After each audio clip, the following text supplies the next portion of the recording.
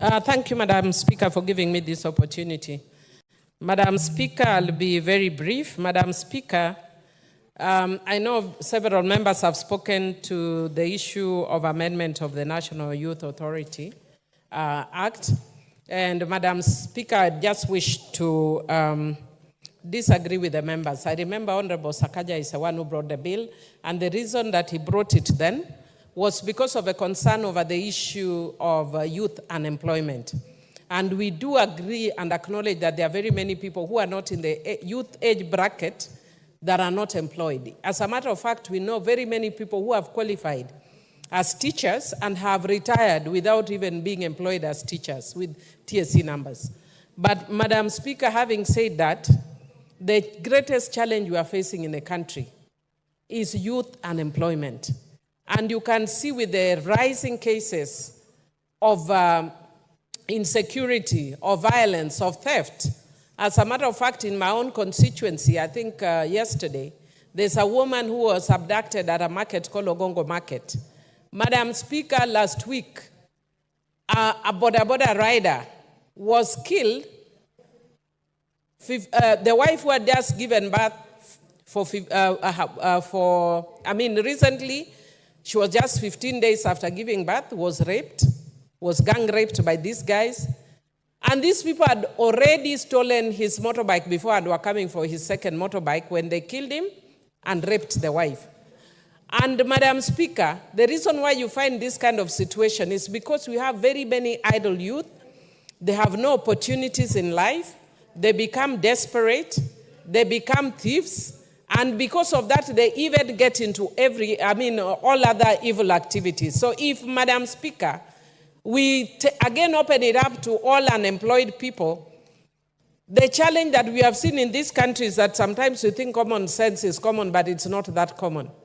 You will find that a person who is in their 70s who has retired will be deemed to be unemployed if they have retired and be given a job, because then they fall within that category. So for me, that is a situation which I do not support.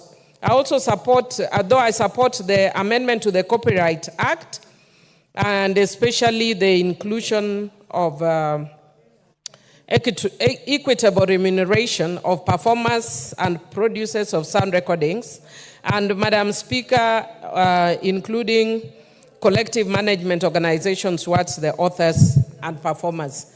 Madam Speaker, this is because it is very difficult to be in the creative industry.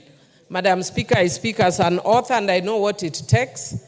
And because we are in the creative industry, and especially because we are also competing a lot with the .com, some of us sit for hours and years to actually produce a book. But you know, this young generation, they just sit for a minute, imitate what Honorable Millie Odhiambo is doing, get 1 million followers and get money. As we are not lucky enough to do that, but we have to do, more strenuous work around this. So I do support that. Madam Speaker, I support the proposed amendment to the Fisheries Management and Development Act, but want to encourage the majority leader that other than this miscellaneous amendment, please bring a more comprehensive amendment to the Fisheries Management Act, because we are facing several. Thank you. He has alerted me that there is a bill, and I will actually look at it, because we are facing very, very serious challenges in the fishing industry. There is always clashes with the fisher folk. More recently, people from Homa Bay Town constituency came and killed people in my own constituency because they are fighting over different fishing methods and different space. Unlike the land where people have title deeds, there are no title deeds in the lake. And we have different kinds of fishing that requires people to fish different times. This was never foreseen in the past because we have always thought that the waters are infinite. But we have discovered that it's now limited as the populations grow, as people move to fish in my area. As a matter of fact, actually, the persons that play a very significant role of fisheries in my constituency are Somalis. We are not against them, but it just shows you that this is a small resource that people are coming all the way from northern Kenya, from Uganda, from Tanzania, to use the same resource. and conflicts are bound to arise, and we must therefore come up with the laws that actually deal with those kind of issues. Finally, Madam Speaker, I want to agree to some extent with Honorable Kaluma on the issue of adoption. I'm saying to some extent because you have to look at carefully the Constitution, and I presume the persons who are seeking this amendment are looking at the issue of discrimination. That if you are looking at a single female applicant can be allowed to adopt a child, I'm sure they are thinking, what about a single male applicant? I think what I would propose is that there should be a further amendment, whether for female or male, so that we look at the best interest of a child anytime we are dealing with the issue of adoption.